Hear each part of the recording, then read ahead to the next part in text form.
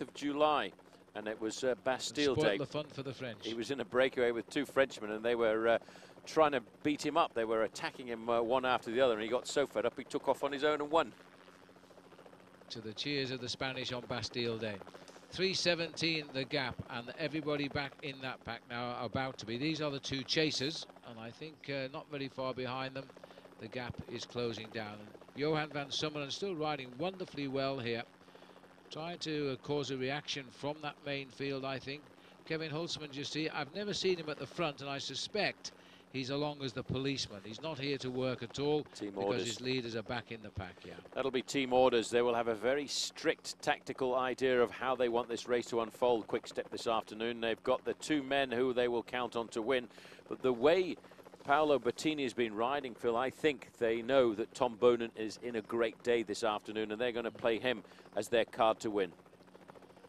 He's twisting beautiful narrow roads. They were made for professional cycling, I think, and for attacking riding, because you get round those corners and get out of sight. Here comes the pack here all together. Astana, the new team on the World Cup circuit, or the Pro Tour circuit, now pretty strong. Pozzato over to the left-hand side. If you can just see that lime green jersey peeping through. Pippo Pozzato, winner last year of the Milano-Sanremo. A lot of people's favourite today, especially amongst the professional journalists and photographers. They think he's got the form to win this race. Well, he learned his trade on a very good squad. He rode for a long time on Team Quick Step. He knows these races in the north of France, and he knows exactly how to try and get through, and he knows exactly where the important points of the race are. Good steady riding, everybody concentrating. Look to the right there, the CSC rider is Stuart O'Grady, concentrating, just living his own life in a very complex world right now on this narrow road. Nobody really worried about that breakaway, but I think very shortly they might get a little bit concerned, because the gap at 3:22 at 54 kilometres, it's taken 20 kilometres to chip away just over a minute off that leading group. So that says a lot for the pressure being put on by the leaders, and they certainly are not giving up. They're just hoping that the peloton loses their concentration as far as they are concerned. I think it's a forlorn hope, but you never know. There's the two chasers. Well, one chaser and one follower, I think, is more fair to describe, because Hulsman's is not doing any of the pacemaking, and despite that, look at that gap that Johan van Summeren's got over the pack. Well, that's getting close to around about 50 seconds, that gap, but the main field now, Phil, I think they've called it a truce for the moment, but they will certainly start to pick it up a little bit later on, and you have to have these moments, I think, in a race like this, where you do slow down, you recuperate a fraction. The riders take on board a drink, they try and eat a little bit, which is always difficult when your body's under pressure like this, because they know that very shortly we will start to race hard again. That is Kevin de Wert there of Team Cofidis. He's a teammate of Nick Noyers. He's got back. That's Paolini at the back. That's amazing. That is amazing, because I thought he was gone there, but he must have got a bike, and he's got back. So that was a very strong chase, and a very quick chase back too. It's a point of luck in a race like this, the Tour of Flanders, Phil, that if you are lucky enough to get a spare bike or a wheel change with the cars not too far behind you, you do have a chance to get into the event. But sometimes the way the race is split up, the team and service vehicle can be up to 2 minutes behind you, and if you have to wait that long, you're out of it. Well, I'm looking at 52 kilometres to go here, a gap of nearly 3.5 minutes. The peloton are probably slowing it down a little bit right now. Paolo Bettini, his white jersey, stands out like a beacon of world champion, but he's always holding his place near the front. This is still a very big bunch to take towards the final hills of Flanders. It certainly is. The next climb the riders will line up for is the Leideberg, and that's once they've come into the area of Brakel. And then they've got a succession of two difficult climbs after that. The Berendries, which is a famous climb where we've seen many attacks in the past, at 45 kilometres to go, and then Valkenberg at 40 kilometres to go. Very quick succession, those three climbs too. Just 10 kilometres or 6 miles spread across the three of them. And then we head on towards the Ten Bosch, and then of course we're not far away from the Kapelmuur, the church mountain or the church wall, which is in Gerardsbergen. There's the field of one or two riders taking the moment now to try and get into the front ranks again. Quite a lot have just rejoined at the back, so they won't want to stay at the back. They've got a better chance. If you start losing ground from the front, it's a lot easier to get back next time over. Another little bit of a false feed on the right here, Paul. Men holding bottles up. A lot of the teams place their helpers around the course because they know the difficulties which will happen as the day unfolds. Well, a couple of riders here are trying to take advantage, I think, Phil, of that slight lull, but you can see how attentive everybody is, and they're stretching out a long line on the front end of the main field. They've realized that there's a lot of tired riders in this peloton, and they've thought that this was a good chance to try and leap off the front, but it's not going to work. I have to say that Van Sommeren is doing a pretty good job because he's now around about a minute in front of these riders and only 2 minutes and 40 seconds behind the 7 leaders. Yes, and he's carrying with him Kevin Holtzmans, who's not helping him, but of course if it were to happen in their favour, then Holtzmans would produce a sprint that would still give the victory to Quickstep. I think the word has come from Team CSC now that they want to start racing seriously. That was a little flurry of an attack just a few moments ago. Now again Team CSC are moving to the front. This is the Swiss national champion, the Danish national champion, sorry, red and white. Got a little bit confused there. That's Alan Johansson. And he's decided that they need to put a little bit of pressure on the front end of the main field. I think you're right, because I think they were feeling a bit concerned, as I have been, as I just said, and coming to the 50k to go and 3.5 minutes to gap, it's time to start showing that they're going to close this down before the finish. 2:20, so you're right, those are the 2 riders in between trying to bridge. They might well be up there before the peloton, that's for sure. Notice Matty White, the Australian on Team Discovery, was also riding at the front end of the main field, looking rather urgent to try and whip up the pace-making too. I think these riders now realise this is a very large group of riders for this stage of the Ronde van Vlaanderen. These are the 7 leaders, still holding on to 3.5 minutes advantage as they head into another section of cobblestones. This is a long section, it's called Haarhoek, and that is in a small town of St. Cornelis Hoorbeek. 50 kilometers to go. This is a crucial moment now, psychological one as well, as we charge over the cobbles. Usually the riders will ride down the middle on flat stretches and drive in very high gears, but this has been a very interesting breakaway because we haven't seen a passenger, and normally when you've been away as long as these boys have, you normally have a tired rider, and just when that rider going straight on, is he a team man or is he a club man? It was a rider from Française des Jeux. I think he was looking for the early shower. Couldn't see the way off the course. Well, that's a difficult thing about trying to get off the course. There are so many people here as we now look at 50 kilometers to go. That's 31 miles of racing. These guys might now start to nurture a little bit of interest and a little bit of a desire to succeed and stay off the front end in the main field, but I still feel, Phil, they don't have enough time advantage to do that because there's still some very big names want to win this race in that group behind, who are still very well supported by strong teammates. Well, with every respect to the great attacking ride that these 7 men have put up today, I can't think of any of the names which would stand very proudly as winner of the Tour of Flanders, because they're not the men of the grand class we often talk about. They are great bike riders, don't get me wrong, but they are not men in the quality of riders like Cancellara or Bettini, the riders who we expect to see the finishing line ahead of the rest. But they're still doing well at 3:18. This gap is a chance. We might see the other 2 riders up in the next 10 kilometers or so. For a long section of cobbles this, you can see just over to the left-hand side a rider looking for the smoother portion of cobbles there, just to get himself a little bit of an easier ride. And the photographers and their motorbikes have got to find every opportunity to move forward once again to try and find a place where they can stop and get a good photo of the leading break. And this section of cobblestones is 2 kilometers in length. And as you can see, it's not the nicest section of cobblestones in the world, but looking at these riders, especially this rider at the back, Phil, here from Landbau Credit, David Boucher, you can see now, if you look carefully, you can start to see the signs, I think, of fatigue creeping into the body language. Sign on the right there, supporting Balan, Alessandro Balan, who really said he'd come here from Italy to win a big classic race this year. He's shown us he's got form with his 3 days of Depana and a victory there in the overall classification. And he's the Lamprey rider. We haven't seen much of him yet. That doesn't mean he's not right there. 3 minutes 11 seconds, but remember there's 2 riders getting closer in between. Well, the important thing is maybe not to be seen until you get to the final climbs. Then you've probably still got the energy left to put in a big, massive burst on the climb that everybody regards as being the strategic climb to try and get away. The Mur de Grammont, although in the past the Bosberg has been used on a number of occasions. The summit of the Bosberg coming at just 12 kilometers to go to the finish. Yes, it's all scrabble for the line after that one. The peloton still under the control of Quick-Step. They've got a man up the road sitting on the back wheel of Johan van Summeren, won't help him. He's at 2 minutes 15, 3:05, so it's just on 50 seconds the gap, and a drive now.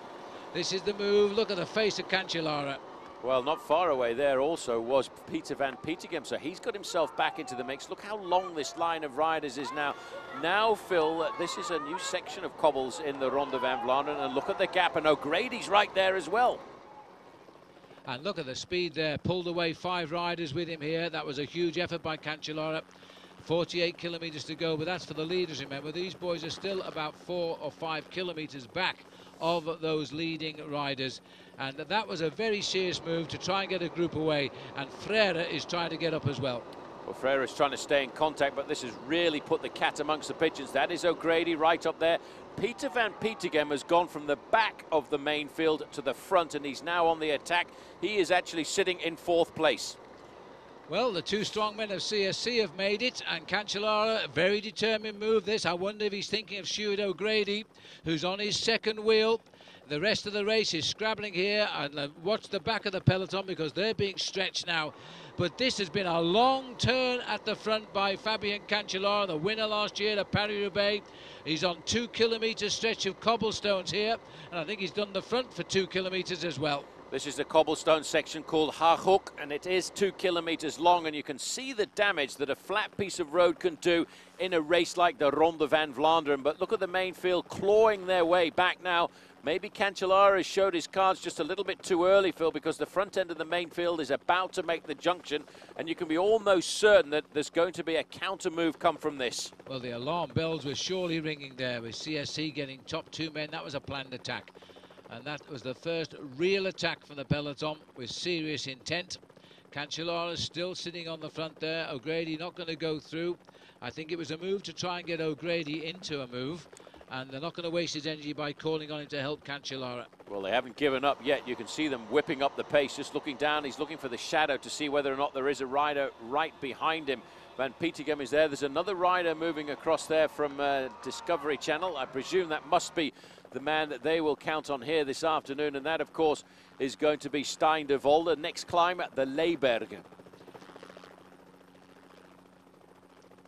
So the field is regrouping. An interesting move by CSC and a determined one by Cancellara. Now he's realised it hasn't worked. I think Bonham was with him there. He was. So the riders there, I think, possibly a little bit of a wasted move at the end of the day, but they didn't use any energy from O'Grady. He stayed in the slipstream. He's back on the front. I think the idea there from CSC was to possibly try and isolate and split up Team Quick-Step, but that's certainly not happened. Look at how many blue jerseys, Phil, are at the front end of the main field. Yeah, Quick-Step are extremely dangerous today. Everything's worked for them so far. They've got the 3 strong men here. They've got a man up front as a policeman with Johan van Summeren. Now they're edging away here. I'm not too sure who this rider is, but I think it's Berghout again who's trying to push on from the front. Yeah, but they actually have set something up here for Stuart O'Grady, who's in 2nd place, and this is not, I don't think now, looking all that good for Quick-Step, although, having said that, I thought I saw another Quick-Step jersey coming across the gap. Well, it's not good for Quick-Step in as much as not the riders we expect to see in the move right now, but we'll see.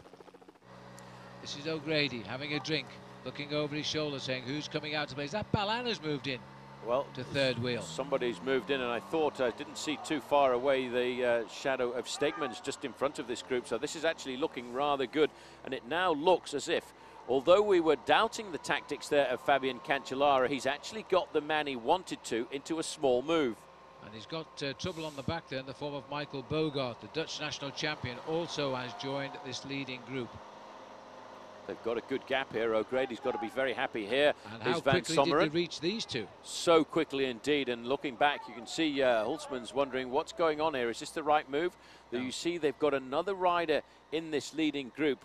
in Kevin Hulsman's now. Team Quick-Step, they're going to be very strong in numbers. Team Predictor Lotto will have 2 riders in this group. And all of a sudden, from looking rather good for Stuart O'Grady, it's turned to look rather negative. And this might have been the move by Johan van Summeren here as well, because he's now got a teammate up here with him. I was just looking down there to see who else is coming on, but this breakaway is establishing now, and there's going to have to be another move coming from Bonen or Bettini and or both of them now to start altering this formation, because we're heading on to the other climb of the day. We've got the 2 wrong riders here from Quick-Step. They're not going to want to work with this as they slip towards the back of the race. This wasn't the combination they wanted. Van Summeren clearly's got his man up here, and I have to say I'm not sure who it is who's come up, but it might well be Van Sevenant and Bert Roesems who's come up. Certainly we've got the champion of Rabobank here, the national champion of Holland, Michael Bogart. And is this the front group and a breakaway going clear? Well, this will be an attack then from Jalingi. Well, they're looking at a 2-minute advantage. You can see now all of a sudden, Phil, the impetus has gone out of that group and they realise that it's pretty much all but over. They're coming up to climb number 13 of the day, and that is the climb of Berendries. It's a tarmac smooth surface climb at around about 12.5% gradient. But if anybody in the main field behind now, Phil, is looking at trying to get themselves the victory here this afternoon, they've actually got to try and do it and jump across the gap on this climb. 12% the average, 7% the steepest gradient just before we get to the summit of the climb. And one rider here, Martin Jalingi from the skill team, has decided it's now or never. The gap is down to 1:58. That is to the group containing O'Grady. The peloton are not that much further back. 44 kilometers to go. Take a look up the road, because the crowds, as we anticipated today, are enormous, because this is their playground. It's springtime in Belgium, and there's no better supporters than the Belgian people. Well, it's also a huge holiday weekend for the Belgians as well, because they take Easter very seriously indeed. There you can just see the small group of riders, Phil. They're only hovering still here at around about 20%. And when you see them move across the road like that, that's a sign that they're not happy with the makeup of that move. But I think, again, it was Stuart O'Grady going over the top. Yes, it's Stuart who's causing the trouble, and he's flown at the moment. He's because the 2 boys can quick-step. It's not the combination they wanted at all. They've gone back into the passenger seats at the end of the train, and O'Grady is off the front trying to get clear. 2 minutes, 2 seconds, the peloton, and 1:52 to the group we're looking at here. Well, we're just going here Here's through O'Grady. Mickelbeck. O'Grady certainly has got what the French would say ants in his legs, because here this afternoon he really wants to get this race underway. Bogart is looking back there, Van Summeren bobbing his shoulders left and right there, just trying to pull him back in. I think that was a move by O'Grady to ensure these riders that this was a good combination and they should now start to work and get organised. Oh dear, and the first signs of the crack in the cement up the front here. Laurent Mangel is slipping off the back on the climb, and Keetoven always hangs here, but seems to hang with great perfection. He's not going to get dropped as they head up, but they have managed to bring back Jalingli at the moment as they race up to the 43 kilometre. We've nearly lost another 10 kilometres of this race, and they haven't caught up yet. And there's another pile up down there, and our camera, I'm not sure, spotted that because it's quickly moved back up to the chase group, but that is going to disrupt the chase now, and here it is. And again, a lot of riders are down. The man who's totally disgusted, Wim de Vocht, throws his bike on the road. These two are locked up here. There's no way they can even split their bike apart. I think the guy there from the team Wiesenhof was Bastien Gilling, who was trying to break his bike away from a rider from Bouygues Telecom. And there is the crash as it happens. The rider from Bouygues Telecom was Ronnie Matthias. Well, I tell you what, this is the chaos which you always find at the back of the race in something like the Tour of Flanders. You've got to stay at the front, you've got to stay out of danger, which is why right now these guys in this small breakaway have got to be feeling rather comfortable, because they don't have to get involved in all that ruckus at the back. In fact, they've opened up a rather serious gap now. We're looking at around about 20 seconds. There's hardly any room at all for these riders to make their way through the crowd as Michael Bogart comes to the front to set the tempo. And Van Summeren is riding absolutely superbly here, and because his teammate who's come up, we haven't yet to identify him, was obviously the one he wanted to join him, because he immediately got on with the job of working hard. And Bogart here, he was all laughs and smiles with the public at the start this morning, now is in very serious mood here. Well, they're looking over their shoulders. Well, obviously that's not Balan, because he won't work, and he's a rider who doesn't feel this is in any way advantageous to his team captain. You also see Team Quickstep are not happy with the combination of this move either. They felt that they've found themselves getting caught out a fraction, so they too are not working, looking down there to see what sort of chaos there is at the front end of the main field. And there's a move coming off the front end of the main field now. Got to be. It's got to be. This is a very, very serious attack by CSC, who are trying to reverse the tables when this race seemed to be all Quickstep today. Quickstep have got 2 riders up there, but neither of them are the right 2 as far as the team is concerned. Well, O'Grady now is obviously not too happy with the combination, looking over his shoulder. He wants to know what is going on in this breakaway.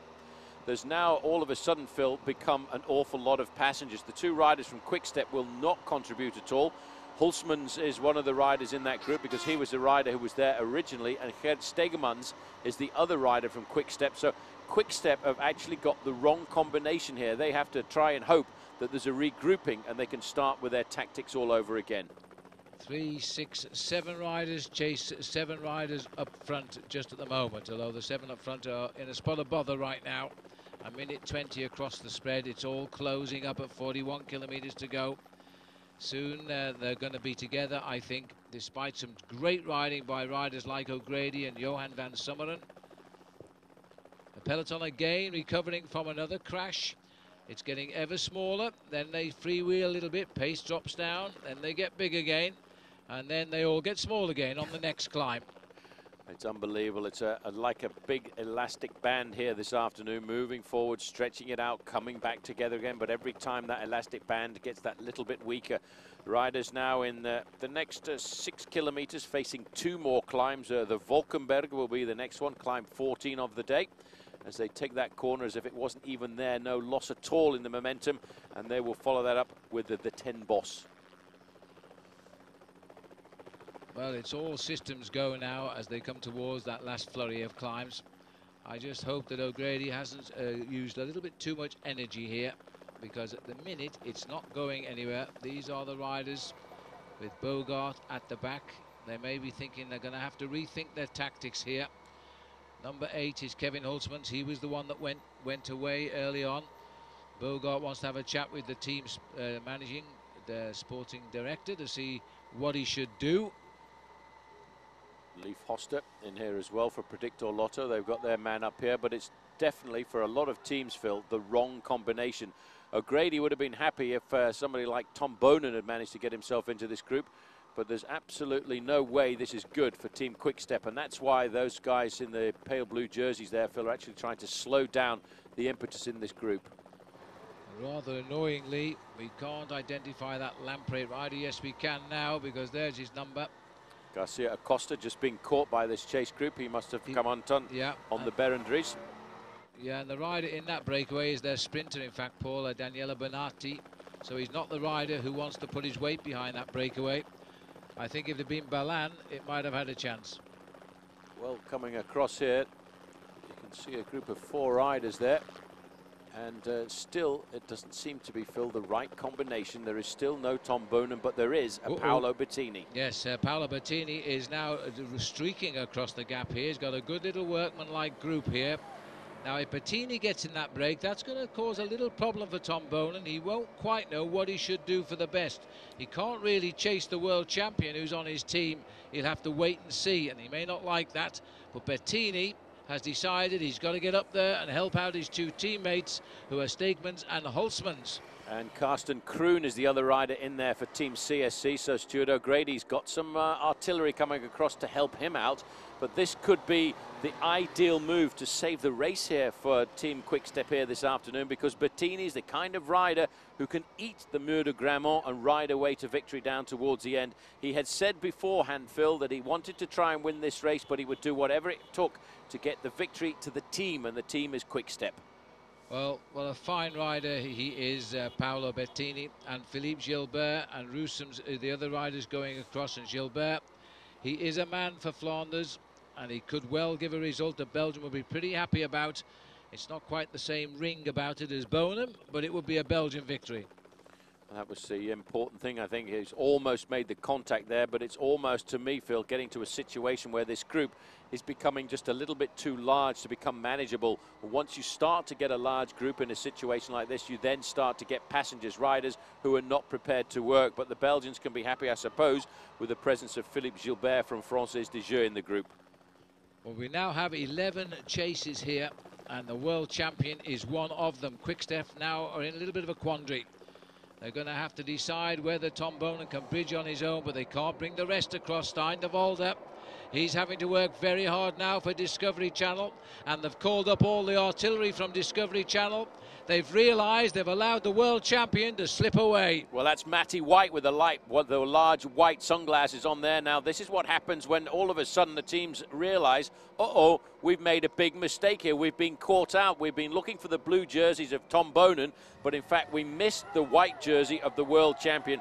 This is the leading group of riders, and the times at the top, Phil, I think tell the story a little bit. There are only 6 riders now on the Valkenburg, leading 55 seconds ahead. So we're looking at the leaders here, 6 of them now.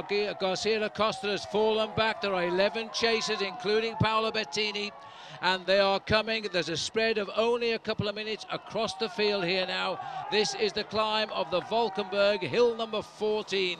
And the rider who's still looking good right on the front, Martin Jalingai of skill, but it's now up to Discovery Channel to put matters to rights, and with Stein de Volder driving as well on the front. He's being followed by Tony Cruz. They're getting across. This is big news for Discovery. Well, Stein de Volder rode very well just a couple of days ago. You know, he won himself a very important time trial, and I think Team Discovery Channel are the team that have pulled this race back together. They've caught all the motorbike cameramen there, Phil, unawares, because the motorbike cameramen are stuck in the front end of the main field. There is Paolo Bettini, and shortly they're going to see the dark blue jerseys of Team Discovery Channel. Well, they read it right, but it was a big effort by de Volder, but he's living up to his name as #1 on the team today, that's for sure, in the absence of George Hincapie. But Stuart O'Grady's having none of this. He's still keeping the pressure up. And if anybody in this race deserves a big win, it's O'Grady. He keeps getting on the podiums, but he's just missing the big bowl of champagne. Well, this is one of the races he would love to win, this, and of course Paris-Roubaix, and he's the kind of rider really suited to it. So the field more or less all together again now. Just the 6 original breakaways up front. The gap is 32 seconds. So we're looking at the long line of riders here, Paul. They're still coming back, drips and drabs. We're going to have a big peloton again in a moment. 37k to go. Scrambling and scrambling, that's all these riders can do. You can see the long line. O'Grady is a man on fire here this afternoon, Phil. Again, he accelerates, looks over his shoulder. He's looking back to see what kind of damage he's doing. But what he could be doing is sacrificing his own chances. This is Tony Cruz, I think, having a little dig. Or is it Stein de Volder having another go? I think it is. It is. It's de Volder here trying to... He's just come up to this group and now he's trying to break them up. And this time Bettini's after him. Well, Bettini's there. You can see Bettini moving forward. And there's no real damage being done. But what this is doing is it's starting to eat into the level of energy that all of these riders have got.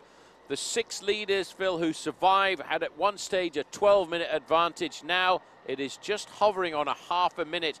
And in these parts of Belgium where it's very open and not much trees, they'll be able to see those men. 32 seconds now. Anybody behind those leaders will have been told to stop by the commissaire. Cancellara caused all the trouble that started this reaction a few kilometres ago. He's at it again, and he's also trying to break it up. The CSC are playing at their second card as Fabien Cancellara, the brilliant winner a year ago of Paris-Roubaix, now launches another attack. There's a rider from Team Discovery trying to get across, and you can see where there was so much pressure on the front end of this main field. It was only held together by strands of cotton, and now those are starting to unravel, and we can see now that the breakaway is starting to form. And again, Team Quick-Step, Phil, have got the wrong man in the move. Well, this is amazing. The big boys can't keep on launching attacks that don't work, and yet Cancellara thinks he can. There's the crowd again. Believe me, it's not the same people we see around the course. They're not moving around as fast as that. There is an enormous crowd out today on what is, I think, the nicest Easter Sunday we can remember in Flanders. It is simply warm and it's beautiful. The riders have been turning on a great race here today, but they've been falling off in tens of groups of 10 at a time. The Achtervolgers, the chasers, it's Fabian Cancellara with a rider tagged onto his back wheel. I think, you know, it might be Vladimir Gusev who's coming across, Paul, for Discovery Channel.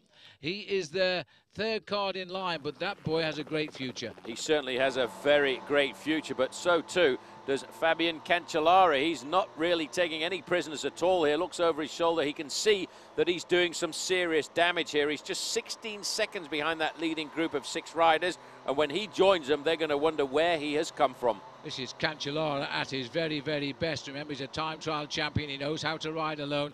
Keeps flicking his elbow. Well, he may as well dry it off in the air because nobody's going to help him. That rider behind will not come through and give him any turn of pace at all because he's the wrong rider trying to attack here, Cancellara. And he's a big danger man. Here comes the catch. 35 kilometres to go. It looks like they're being wiped out. A very, very brave attack. And in fact, in a strange way, it may be forming the winning break here. Well, I tell you what, did you see the way he went round that corner, straight in between the motorbikes? Absolutely no fear at all. You can see now that we are now having a completely different look at the Kop van der Wegstrijd because Fabian Cancellara has rejoined the front of the race, and I think very shortly, Phil, he's going to go straight by. I think the rider sat on his wheel too, is Geert Stegmans, and he won't help him. Stegmans was in the previous move with O'Grady, got the same treatment, and now they've just gone straight by. They've just ridden over the top of them as if they weren't in this bike race. It's as like we've just caught up with another cycle race in another part of Belgium. Straight by him. And, you know, Cancellara ran away with Roubaix, and everybody who chased him got disqualified when they raced to a closing level crossing, and that was a big shame. But Cancellara kept his win, and now that breakaway, suddenly realising there was only 2, not the big pack, have been revitalised and they've rejoined. 8 men up front. Well, he's got about 6 kilometres now before he gets to the next climb of the day, and that's the climb of Eikenmolen, and it may be on this 6 or 7 kilometres of flat that they may well try to pull this back together. There's Stijn de Volder over on the left-hand side with Wim van Zevenant from Team Predictor. They're halfway across the gap, but Phil, where are the big names? Where's Bettini? Where's Tom Boonen? I think they're sensing this. This is why they're all having a go. Here they are, right here, all fanned across the road. Meanwhile, at the back of the race, the peloton grows again as the falling riders, the dropped riders, all get back into the race. This is a very, very dangerous moment for anybody who wants to win the Tour of Flanders because they are now riding a very tactical race. Well, tactical or not, Fabian Cancellara is looking very strong, but he won't be happy now, Phil, having all of these guys on his wheel because none of them really are any use at all. They've led this race themselves for a good 200 kilometres, and what they need to do for Cancellara is to get rid of them because for him, these men are like sandbags in a hot air balloon. They're hanging onto his back wheel, and he would like to be free as a bird to fly. As long as they don't start breathing fire, because that'll put Cancellara in the hot seat as they now continue to lead here. Cancellara knows that these boys have got to be very tired. They can't possibly survive to the end, but there's the gaps appearing on the screen again now. The 2 chasers, De Volder, Van Summeren, are at 20 seconds, Van Zevenant rather, 45 to the peloton, and now we're on to hill number 15, and this is 10 Boss, the battle of the boss. I wonder if Cancellara will break them on the climb. He will certainly try. He will certainly try to get rid of all of these riders with him. This is not a very long climb, Ten Boss. It's a 500-metre climb, an average gradient of 6%, and the steepest part is 8.5%. Not all that much, but it might be just enough for Fabian Cancellara to get rid of these men with him. The sun is coming from the left shoulder of the leaders. The leaders are now 8 strong. Fabian Cancellara and Geert Stegmans have caught them up, and the gaps are there for you to see. Stijn de Volder is chasing with Wim van Zevenant at 22 seconds. The peloton of Tom Boonen sits at 46. We are now on the climb of 10 Boss. And this one, I think we'll see this breakaway surely split here. But Cancellara, since catching up, Paul, no one has helped him. There's no one who will help him. Well, there's 6 guys in there, Phil, cannot help him, and Stegmans is under orders not to help him, and that actually psychologically is not a great thing here. I think now needs to use Ten Boss as a launch pad to try and get rid of these riders with him, because psychologically it's very hard to have a lot of guys sitting on your back wheel. Well, he was second in the Grand Prix E3, so he's warned us of his form. That was only a week or so ago, Fabian Cancellara. He's clearly got the good form. He's got a policeman in Gert Stegmans there who won't help him at all. Here comes the other two. Are they getting closer as we crane our necks to look just around the corner? Stein de Volder, Discovery Channel's Big Hope, is trying to reach them as well. The man we would have expected, Bettini or Bonin, they're not yet in the picture, and I'm beginning to doubt if Tom Bonin has got the legs today. Well, you can't have the legs every year. There's Bonin not too far away from the front of the group. Michael Bogard in the red, white and blue. Stuart O'Grady just hovering there to see if this all comes back together, because then he will try and take advantage of the situation once again. Salvatore Commesso is the guy in the yellow jersey of Team Tinkoff with the black sleeves. This is Bernardi again, trying to set the pace for Lampre now as he tries. As Bernardi now gets on the front, brings them over the top. 32 kilometres or 20 miles remains. Clearly Alejandro Balan is in this group, and that's why Bernardi is riding like this. Commesso is in third wheel.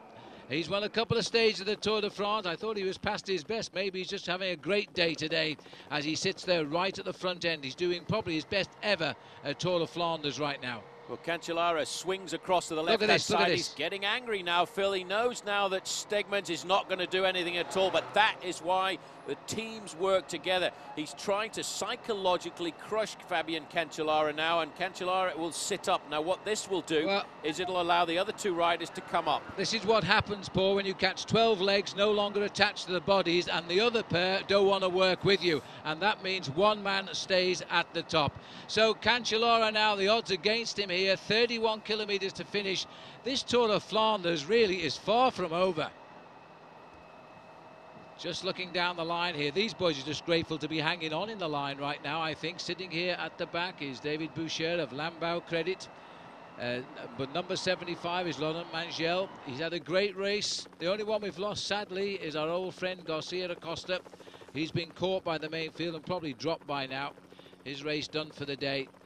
Looking down, always a bad sign for the breakaway when you look down, but there's nobody coming around the corner. We should see two riders here, and no doubt the boy in the dark colours of Discovery will be doing a lot of the pacemaking now. But that gap has opened up, I think. That gap is more than 23 seconds. It's actually Wim van Zevenant on the front there doing some of the work with Stein de Volder. It's only 40 seconds back to the main field, and I've got to wonder if in the back of his mind Tom Boonen is playing the very crafty game, Phil, of actually waiting until he gets to the Mur de Grammont, because there he knows that this race can completely and utterly turn upside down. Well, his team has done everything right so far. They've counted every move. They've not assisted in the moves. They've just annoyed the attackers. It's up to Boonen to say, can I finish it off when it comes to the big climb of the Mur de Grammont? Here we are back with the field now. Still a lot of work being done. This is Van Zevenant again. Even you can see Predictor Lotto are not happy with the combination of that group now, so they're moving forward. And actually, from a few moments ago, Phil, not being a good situation for Team Quickstep, they've turned it round. They're actually putting all of the other teams now onto the defensive. We know that when it comes to the Mur de Grammont, Jiminy Cricket, Paolo Bettini's got the ability to jump away on a climb like that. And if Tom Boonen is the same Tom Boonen as he was a week ago in the Grand Prix E3, he still too must have good form. Well, they've thrown all the power onto Lampre to do the work here, because if Lampre don't take it up, I don't see a team that's capable of it now. And you might be right, because they're weakening, of course, the chase for Balan as they now try to drive that peloton. As we look around the double bends, it's a perfect race for the bike race, I said earlier, because you're round these corners, you keep out of sight, you discourage the chasers. Here we are, Stein de Volder, nearest camera, Wim van Zevenant. He's got some good teammates working for him back in the peloton. I think Steindl has taken on the role of team leader rather seriously today for Discovery Channel. He's had a brilliant race so far. Well, he has, and he's coming off good form in the 3 days of Lupano, where he won the individual time trial ahead of David Miller. It might have only been around about 12 kilometres, but it's an indication of the form that he has. And the team was speaking very highly of him also this morning as well, of course, as Vladimir Gusev, who's still in that main group behind. Yeah. But Cancellara now, Phil, must be banging his head against a brick wall saying, what am I doing at the front of this race with all these guys sitting on me? He's in a state of confusion. I couldn't agree more. He really has got no alternative whatsoever but to keep driving the race, because otherwise all his energy will have been for nothing. I'm not sure. I think he's persuaded somebody to go and set the pace for a few minutes while he has a break up there as he drops back just one place. He's in a rather difficult position now, and I'm not sure he knows the answer. Here's the catch. These two have thrown it in, as they are now picked up by the driving bunch behind. So it's been a good result there, I think, for the chase. I'm not too sure why the Lotto rider has closed this gap down, but they certainly have closed the gap down. And it's Lotto who's gone and taken them up to his own Lotto man. Well, there's obviously got something else in the back of their minds. They probably feel that their man Leif Hoster's got a very good chance, and that group again, Phil, has actually stretched up in a large number of riders. And I think the situation for Fabian Cancellara is not a good one at the front. I think he needs to back off a little bit, slow down, and try and attack that group of riders with him and split it down into a much more manageable size, because otherwise they're just going to sit on him.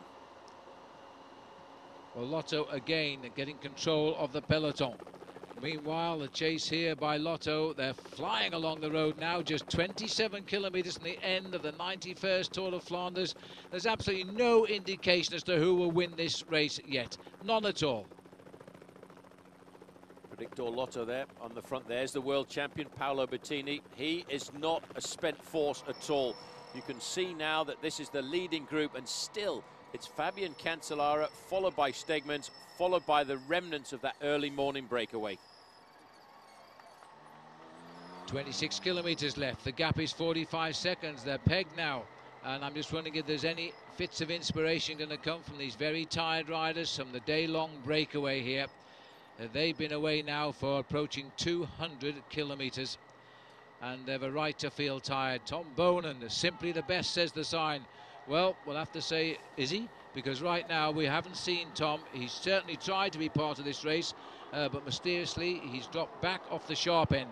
And it must be confusing Gert Stegmans a little bit here at the front right now. We are now on the Eikenmolen. So this is the climb now, the Eikenmolen, as we continue the assaults of the Little Hills. 16 of them now have been covered.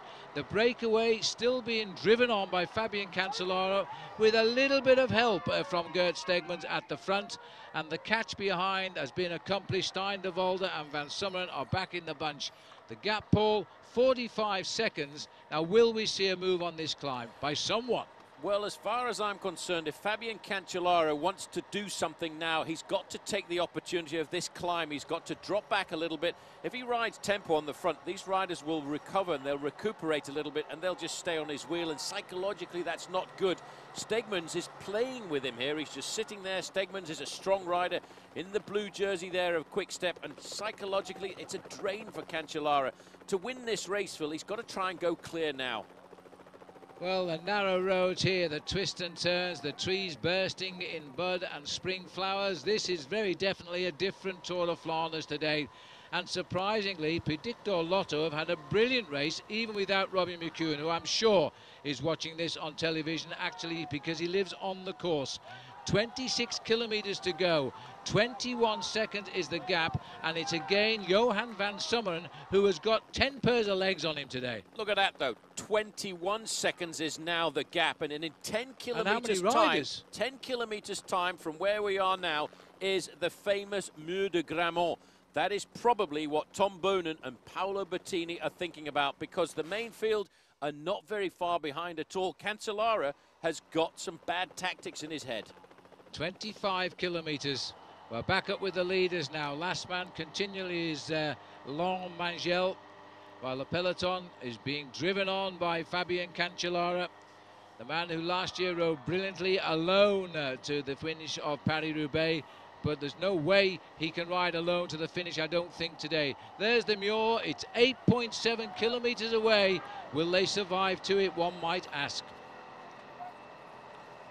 Stegman's now, well, that's a nasty, clever little move there. He said, right, Mr. Cancellara, you've done a fair bit of work. We've got this advantage. I'm going to have a go and see if I can go clear now. You come and get me.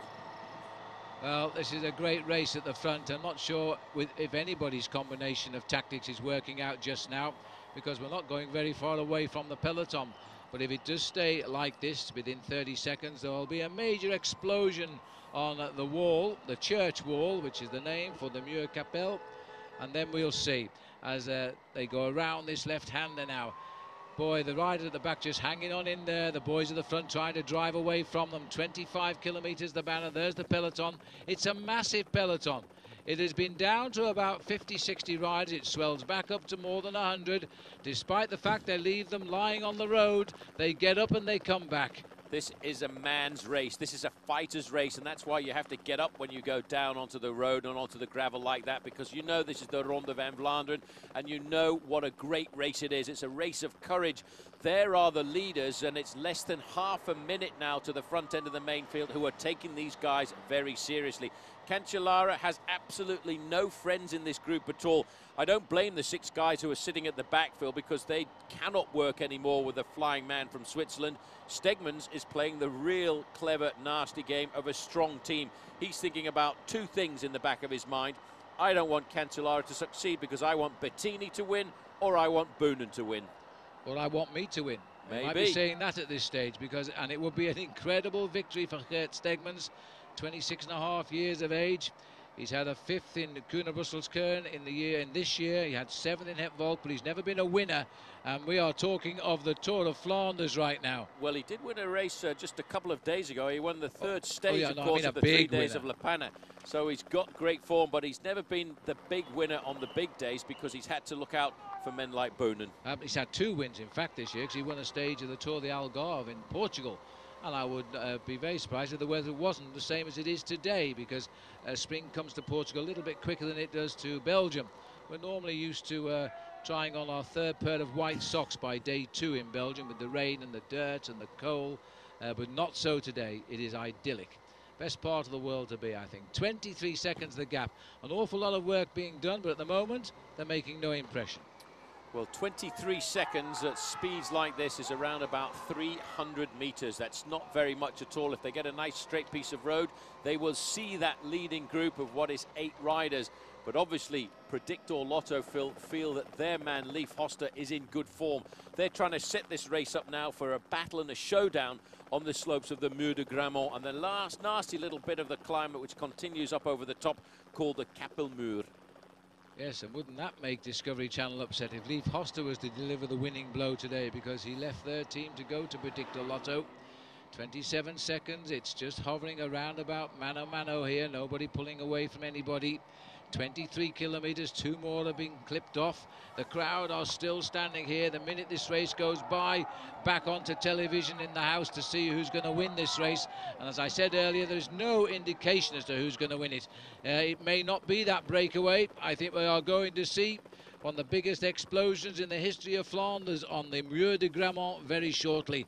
There's the peloton, and it's all work by Predictor Lotto now at the front. Big pressure, these guys. You can see the riders, the 2 riders in the pink jerseys of Predictor Lotto. You can see them nodding their shoulders left to right, up and down like that. They're looking for energy. They're looking for that little bit more power, because they know they've got to set this thing up in the next 5 or 6 kilometres, Phil, for the Muur de Grammont, for Leif Hoster. It just shows you, try and try again. The riders from Lotto are giving this everything now, and they're not getting closer. The peloton, virtually being pulled along by 1 man, has eked out another second.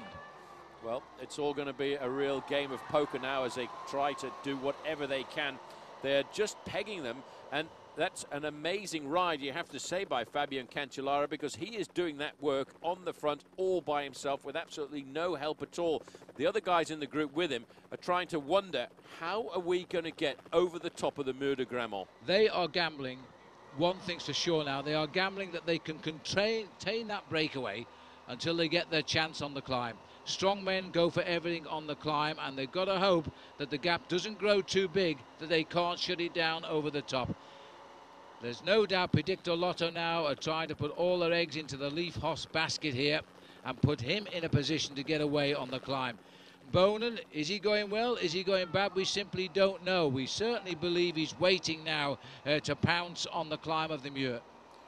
Look at the pressure on the right-hand side there. You can almost feel how hard it is for those riders from Predictor Lotto.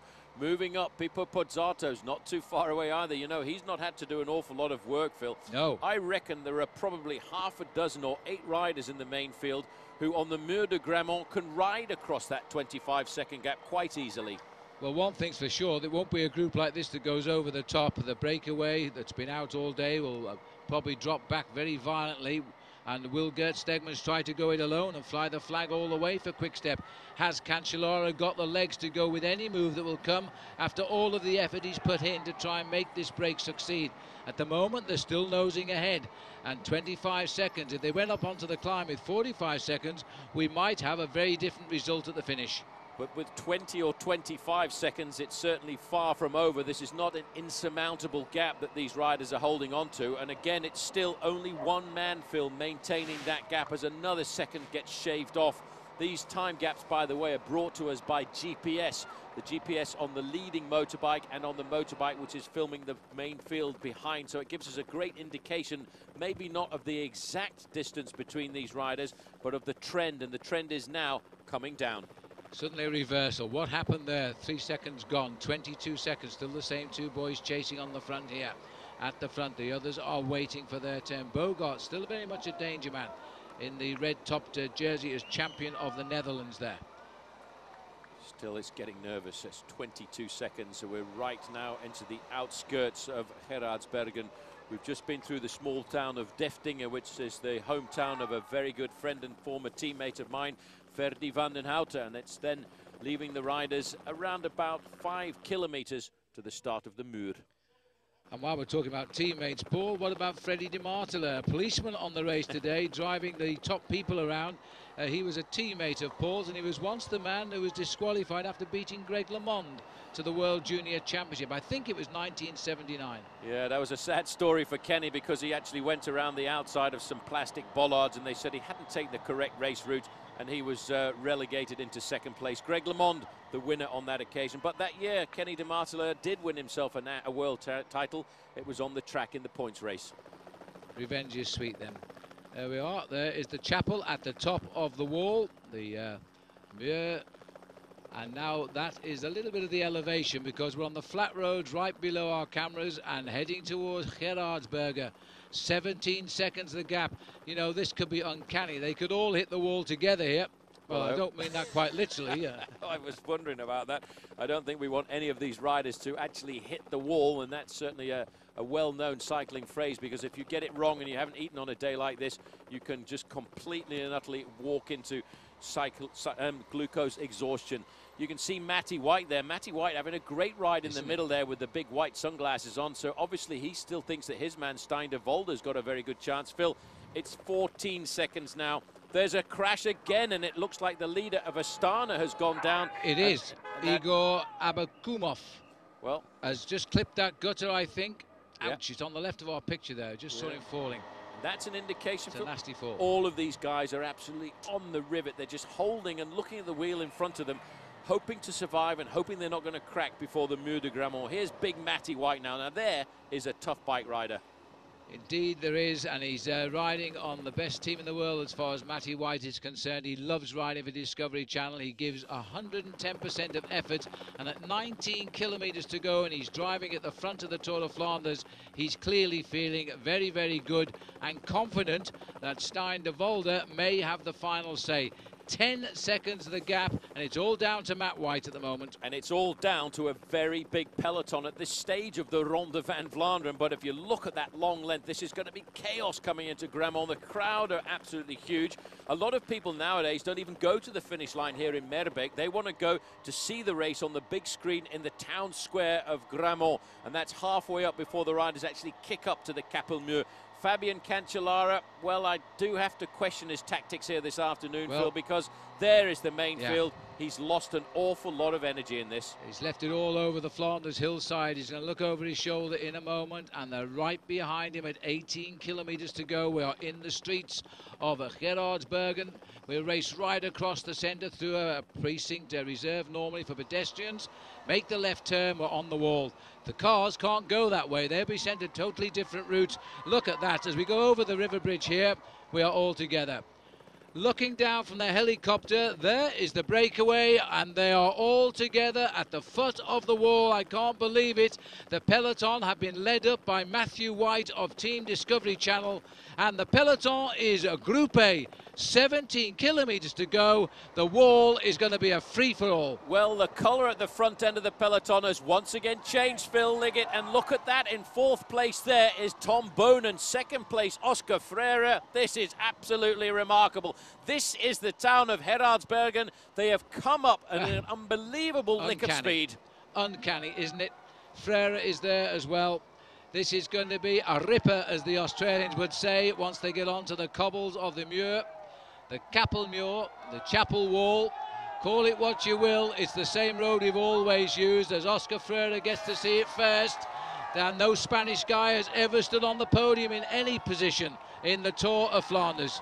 He looks like a man possessed here. There's the church on the town square there, and they can see the indication that this is the start of the Muur, one of the most famous climbs in the Flandrian races. And there it is for you, 19.8% is the steepest gradient. Only 475 metres, but we haven't actually got to the start of it yet. And here is the man that the Belgians want. It's Tommeke. And I think that's Ballan who's picked up his wheel. This is the big hope now. Tom Boonen, before his public in his own country, knows the pressure is on him now. His team have done everything possible today. They've blocked every move. They've discouraged everybody. He's got a tempo, Paul, but he's not broken yet by any means. He hasn't broken anybody. Leif Hoster moving up there into third place, but Tom is doing the ride. Ballan is right behind him, and look at these guys. They're splintering all over the place. This is still the flattest part, if you can have a flat part on the Muur de Grammont. Switching across over now to the right-hand side. Very shortly, they're going to start the ascension of the Muur de Grammont, and I haven't seen the world champion Paolo Bettini, but I can't believe he's too far away. Well, we'll find him if he's down near the leaders for sure, and it wouldn't surprise me if he does get himself into the front. But right now, as we get to the tough sector of the wall, 16 kilometres remain, and Boonen looks over his shoulder and has slowed down here. He has not broke the field. He did the right moves, and I'm beginning to question he's got it right now. Well, this is Ballan moving forward. Boonen is being challenged here by the Italians, and that's what we expected. There is Leif Hoster. There is Michael Bogard. They're coming forward as well. It looks like De Volder. But there's no big gap now. As look at this, as Ballan starting to move off the front. I've also seen Nick Noyens is right here. There he is under the camera now. And here's a rider for this, once a teammate of Tom Boonen. But look at this, you don't often see an Italian smash Tom Boonen on the Muur. But that's what's happening right now. The man who won the big race locally here, Boonen, has hit the wall on the climb and is hoping it finishes soon. Bogart has gone round and Noyens has gone through as well. But look at this, Alessandro Ballan of Italy is gritting his teeth and riding like a superstar as he races clear of the field. I think it's Ballan. It's Ballan, number 143. He has watched this race so many times since he's been a young professional bike rider. He is leading over the Kapelmuur. That's that little church on the top there. The crowds are going ballistic, but they weren't expecting, Phil, to see an Italian. Followed there very briefly, I noticed, was Leif Hoster. Here is Michael Bogard. And where is Tom Boonen? There is Bettini, but Boonen was really not able to follow that acceleration. That hurt him, that climb, Paul. I think he was already out of it before the climb, but he had to put on a show. Now we'll see. Alessandro Ballan, unfortunately, I think for him, is a clear on his own at the moment. There's still 15 kilometres to go. That is a long way to ride by yourself. And Alessandro Ballan is far from safe yet. Looking off the helicopter here, we're off the mountain, at least the leaders are. Let me remind you that Balan in shot now finished 5th in this race last year, 6th in 2005. He's come here with one intention this year, is to win the Tour of Flanders. Well, somebody might spoil the party, because coming across here is the man who finished 2nd last year, Leif Hoster, riding then for Team Discovery Channel, now riding for Team Predictor, and he has made the junction at the front. And it looks as if the next climb of the day is going to be the Bosberg. 2 leaders now, Balan and Leif Hoster, but Phil, they don't have a massive advantage over the front end of the main field, which still contains Bonin and still contains Paolo Bettini, although that's not much of a main field, is it? Well, Leif Hoster came over from the Lotto team to Discovery in 2005, and then now he's gone on to another team. He's gone back to Lotto. He's left Discovery. He's had 2 second places. Surely the win one day will be his. I think it's great news he's reached Balan. Balan needed help. Well, that's Vladimir Gusev for Team Discovery on the front end of that group. And Phil, that is not a massive gap there. You can just see there are the 2 leaders. And their advantage is 7 seconds over the chasing group, which has got the world champion Bettini, which has got Boonen in it as well. But these 2 guys now have got to just forget about trying to do anything tactical at all. They have got to ride like the wind to the Bosberg and hope they go over the top with a 10 or 15 second advantage. But 8 seconds is nothing. 2 riders who know the Tour of Flanders. Both of them have finished in the top 5 positions overall in the past. Hoster, as recently as 2006, managed 2nd place in this event. The 2nd time he'd done that, he would have been 2nd in Paris-Roubaix if they hadn't kicked him out after jumping the level crossing. Well, this looks to me like Gusev, the strong figure from Team Discovery Channel, trying to get around the corner there. But that now, Phil, after the Mur de Grammont, is a very select group of riders.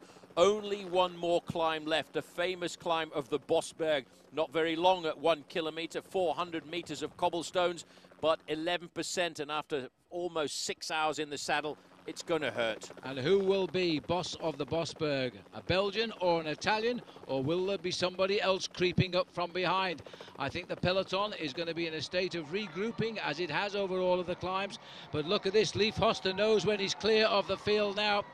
Hoster and Balan, they both can sprint finish in one way or another, not the best sprinters in the world. I think this will be a difficult one to judge if they take it to the line together.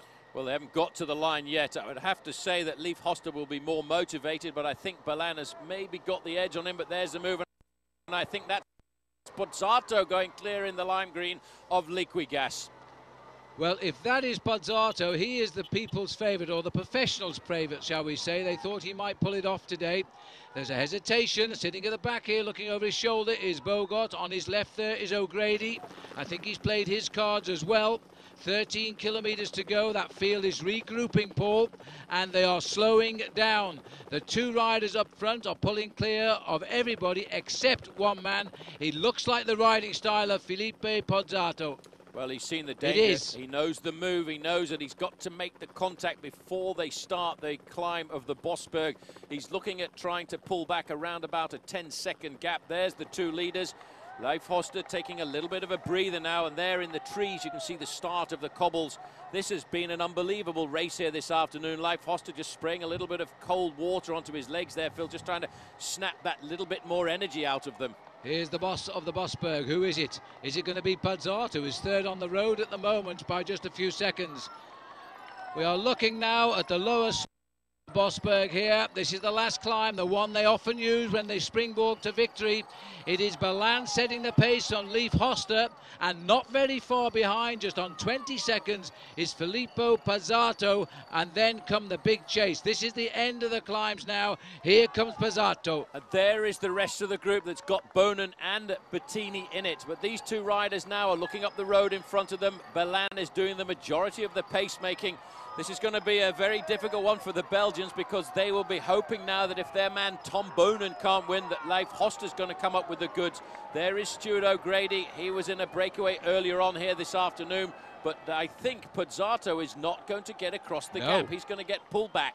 He's going to get pulled back on the Bosberg. These 2 riders may still stay clear to the finish, but Bettini is still in that group. Bonin, we presume, is still in that group since he made his effort, which was all for naught on the Muir. The two leaders are having a go. This is Nicky Noyens who's having a dig now. Now, he's a rider we must never misjudge, Paul. He's a quality act, Nick Noyens. Strong boy, definitely a quality act, and everybody knows the Bosberg climb here, but we're already looking at 15 seconds since the two leaders went over the top. But you cannot give up over this last few kilometers. You've got to fight and keep fighting. I've seen a race come back together so many times in the past. The rider from Predictor Lotto is trying to chase across the gap to get onto the wheel here of Staff Sheerlings, and that is a big surprise. Well, that is a very big surprise. There's Bettini. This is the final move by Bettini. He's got to do it for the family, because I think the rest of the team are not in the mood to win this race now. This is the last big desperate effort to give the victory to Quickstep, and the world champion is trying to put matters to rights. 11 kilometers to go. 11 kilometers to go and 19 seconds, and that is what Paolo Bettini is looking for to catch these two riders. Balan is on the front in the blue and pink jersey there of Lampre. Leif Hoster ducking and diving a little bit, Phil. He's moving his shoulders around, but he will be motivated by the fact, as far as the Belgians are concerned, this is the biggest event in the world for them. They don't care about anything else. If you're a Flemish rider, you want to win this race. And Leif Hoster here, twiddling that pedals, trying to keep cramp from setting in at the end of nearly 260 kilometres. He's just trying to stop the pressure. Now, these are the last crucial kilometres, 10 to go, 6 miles to the finish. Bettini is up there, the little man in the middle of 3, but the field is clawing their way back here. They're all going to come back together. This will allow a couple more seconds, perhaps, for the leaders. As we continue to look down here now, and it is Staff Sheerling who's gone on the move here with Leukemans. It looks to me as though Predictor Lotto are having one of their best ever Tour of Flanders as a team. They certainly are, and I think you won't see much help coming from Leukemans there. He'll just try and slow down, but that gap, Phil, is not yet a winning gap. It's only 18 seconds, and anything can come around. 10 kilometers to go. But Balan is riding like a man possessed, and he may well be committing a tactical error here in showing his strength. I don't think he's any choice. I think they've both got to go flat out for the finish now, because with 10 kilometres to go, there is nothing to say these two are going to win yet. Just looking at them under that 10-kilometre banner, and they are helping each other. Look, they look at each other. They're probably trying to speak to each other, say, look, one of us is going to win, but only if we work together. There's no way we can relax. You cannot sit in at a time like this. There you can see Sheerlings and Leukemans about to get caught by the rest of the group there. Bonen is still in that group. That's a very large group. I can see the white jersey of the world champion Paolo Bettini, but Tom Bonen, Phil, on the slopes of the Mur de Grammont certainly did not have it. So you can see them now. They're starting to lose a bit of momentum, and there's another move coming clear here. Looks again as if CSC are trying to put right the mistake I think they made there with Fabian Cancellara a little bit earlier on, because he certainly sacrificed himself today in the Ronde van Vlaanderen. The big peloton is down to around about 15 to 20 riders now, as they start to pick up the men in between. Soon it's going to be 2 versus the rest. Here's there's Stein de Volde here. I think it's Stein de Volde. It looks a bit big for him, actually. Yes, it is, as they also are trying to stay away. Everybody seems to be just at the same equal of strength, and they feel a bit of recovery. They have a go. The peloton claws them back. It's up to somebody else to have a go. But there's nobody with the sort of the outstanding ability. And no team strong enough to form a cohesion at the front. I think, in fact, Team Quickstep are falling apart here this afternoon, and probably because of the fact that the leader is not in great form. Looking from the helicopter now, the fragmentation of what is the leading group, bar a couple of riders here now. Balan is still clear along with Leif Hoster. They're sweeping up the riders in between, but there is really no one giving us any indication they have the ability to shut this race down. It is almost panic stations down here. It is panic stations. Another kilometre has gone by, and those two leaders, Phil, are still holding on to that 20-second advantage. And if it stays at a 20-second advantage for the next kilometre, they will start to feel just that little bit stronger. Hoster now is probably wondering, what am I going to do? How am I going to beat this Italian to become the next Belgian rider to win this race? Or am I going to get taken to the line and fail to come by? Yes, he doesn't want to become one of those rare riders to finish second 3 times in the Tour of Flanders. on one occasion surely he'll be given the top spot, and this is going to be a great chance for him now, and he knows it as the chase continues on here. Again, CSC are leading the charge, and I think this might be Karsten Kroon who's trying to get away here with Stein. Well, Stein de Volder. And also coming across there was another rider. It looked again as if Paolo Bettini had got himself onto a counter move coming across, but I think he's pretty much on the back foot here this afternoon. He's just following the moves, and he doesn't have the power, like it seems as if nobody else has the power to actually make an impression on the two leaders. They've played every card, I think, correctly, Quick-Step. It just hasn't worked out as we go back up to the leaders. These two riders now are 8 kilometres or 5 miles from the finish, as the two riders hang on to 21 seconds. It can be won with 21 seconds, but they will rely on hesitation behind, and they can't afford to shadowbox. They've got to help each other all the way into the last 500 metres. These two riders, both of them now have to give their absolute maximum without thinking about surviving, without thinking about holding something back to the sprint, because if they do that, they will get caught. But once they get to 2 or 3 kilometres to go, if they've still got the 20 seconds advantage, you will then see the different tactical game playing in the group behind, because then people will be starting to think about, can I get 3rd or 4th or 5th? 7 kilometres to go, 18 seconds to go now, and Leif Host has been in this position before. Last time it was with Tom Bonen, second was his only result against Big Tom. He marginally has a slightly better chance, I think, against Alessandro Ballan, but he won't be thinking about that just yet. First of all, let's get to see the finish banner. That's all he's thinking about right now, and he's also probably thinking about a couple of years ago, Phil, when in fact he was in a breakaway. There was a German and 2 Belgians, and he chased down the other Belgian rider, and it was Stefan Weissemann who came up with the victory on that occasion. He certainly won't want to relive that. There is Tom Bonen. I don't think now will be writing his name into the history books and becoming a 3-time winner just yet. Nick Noyens are just in front of him, once teammates, and Nick Noyens himself went to Kuurne-Brussels-Kern, Paris-Brussels. But now on the rival team to Tom Bonen, and in a good position there. These are the other riders who are still trying to get across. It's Karsten Kroon in the back of the two, and they're saying it's Thomas Veikes, in fact, from Discovery Channel, who is making the word. So we've got a different rider on Discovery trying to get a result. Well, Thomas Veikes, a very good track rider in his own right, but also a very tough bike rider. But you can see, Phil, everybody is clawing themselves back. Bettini there has made the effort to pull back. It looks again as if it was Pippo Pozzato trying to get clear just around the corner. There are the two other riders trying to get themselves halfway across this cap. Kroon on the front and Veikes in second place for Team Discovery Channel. And you know, I think the riders are so committed, almost to the point that they are nearly all in the red zone now, that even a few seconds could be enough to win this Tour of Flanders. They've just got to go up to the top and hold it for that little bit longer. And there's still a chance that Veikes and Kroon could reach these two riders, and they could bring the prize back to Discovery Channel yet. 5 kilometres to go, little bit of picture breakup, but who's going to win this one? And at those 5 kilometres, Paul, we're 17 seconds the gap now to Veikes and Karsten Kroon.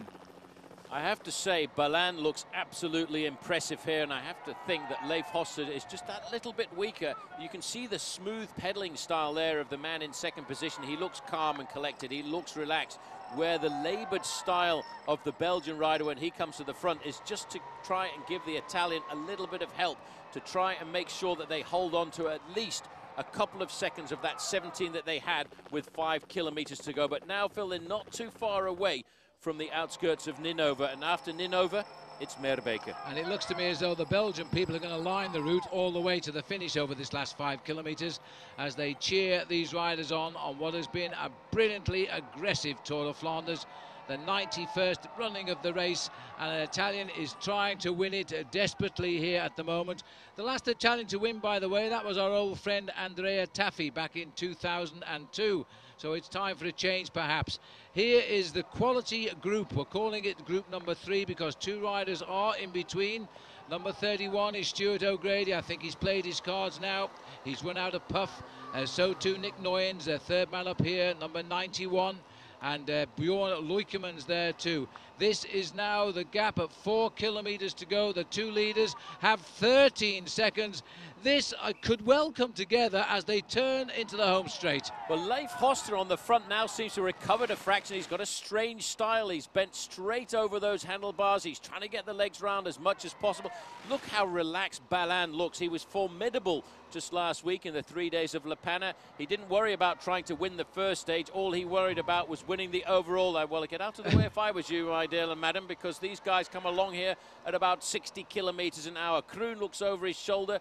I think this could be an important moment here, Phil. They've come to 11 seconds, but the main field, or what remains of it, is only just on their coattails. And if they catch these two, will they ease up? Will they realize the other two are still around the corner as they still continue to chase them down on this little rise? It must hurt now.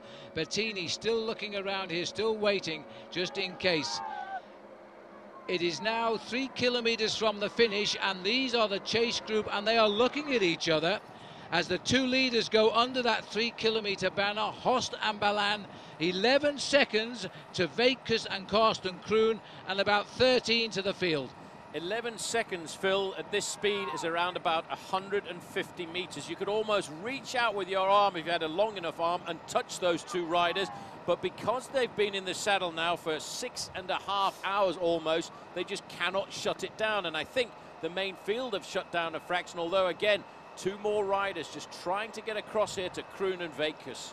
It's who feels good at the moment, puts in the attack, and then they wear themselves out and they go back in the bunch. There's nobody got the final punch, as that looks like it could well be. It's Cofidis rider, I think, who's trying to nip across the gap. And if it is, I think it might be Noyens again. I can't quite see his number. Well, Michael Bogert also trying to get across there, the Dutch national champion. But look at this, Phil. You've actually almost got the whole race in the single line. I can't remember a Tour of Flanders like this. You could throw a blanket over the lot of them now at just coming up 2 kilometers to go. Our GPS a little bit ahead of the banners on the road. We should see 2 kilometers. There are the leaders.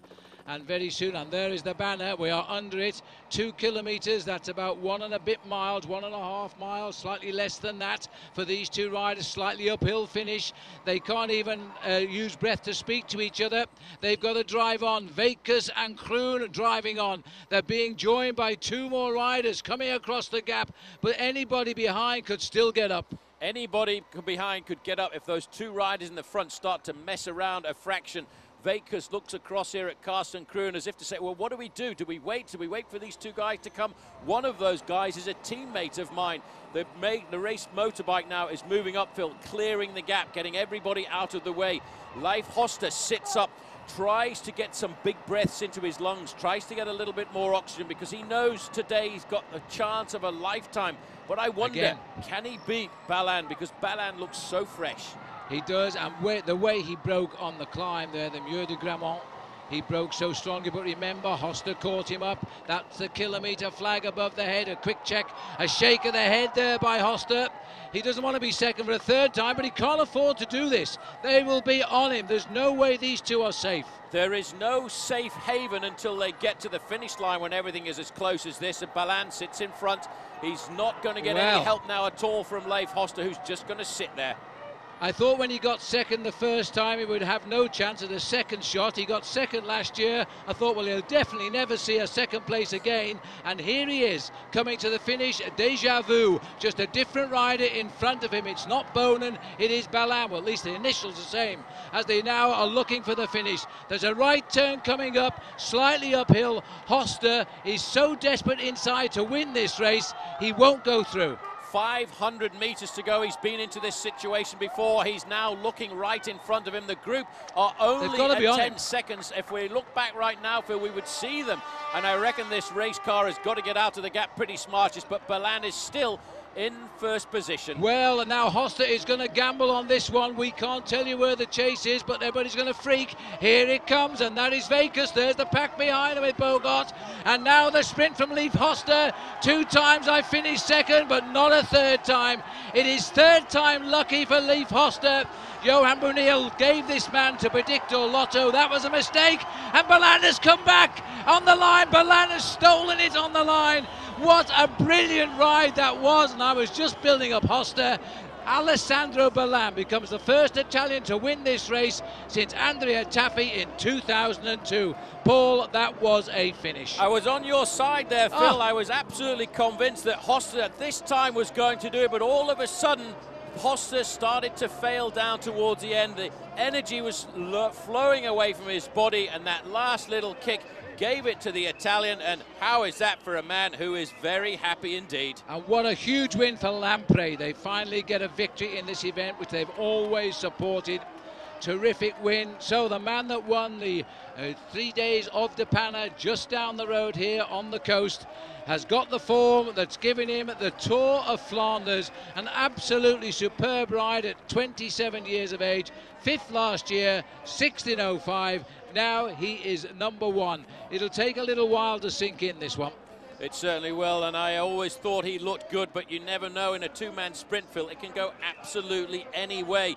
But for this man, he waited. He knew he actually had that acceleration towards the end, because that was pretty scary, allowing Hoster to start the move like that. But he stayed calm, he waited, and still had that little nous to throw it across the line in first place. And just under 7 hours. It was a tough, long ride today as the field comes in, as they now race towards the finish.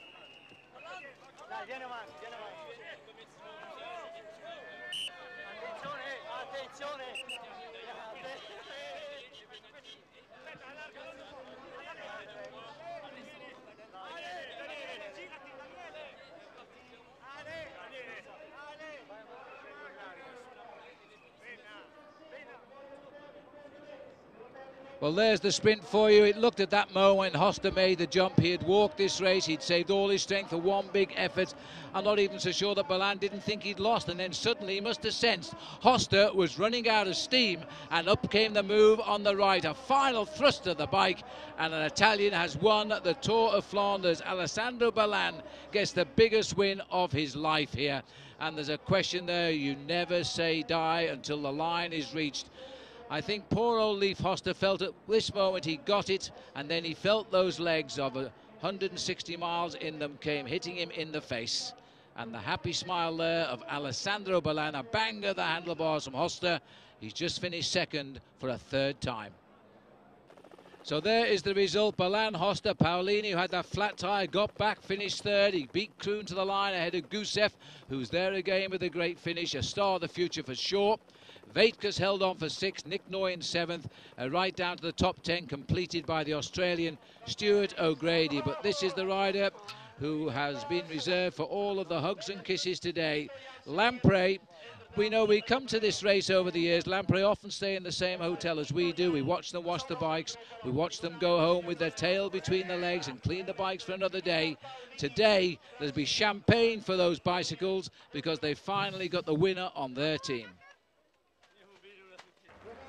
Well, a massive crowd here now saluting the big 3 today, but it could have gone almost anywhere, couldn't it? It was a great race over the last 50 kilometres, the Tour of Flanders. Leif Hoster recovering from a tear or two round the back before he came out onto the podium on the left. All smiles now, second for a 3rd time. Alessandro Ballan, an Italian winner, only the 10th Italian rider ever to win this event. He's about to get the prize. And Luca Paolini getting his best ever finish as well. And it comes today after he was left standing on the roadside, but fortunately he caught up. But he didn't have the legs to go with that final break. It's been a great great Tour of Flanders this year. Now we're hoping for an even greater Paris-Roubaix next week, because these riders could again be in contention. Ballan seems to have found some great form. So to the prizes, and on the right is Luca Paolini in 3rd place, saluting the crowd and applauding them too, is the man who's finished second on 3 occasions now, and that is Leif Hoster. He shed a tear or two behind before he went out. Couldn't believe he had to be settling for second again. He looks okay now.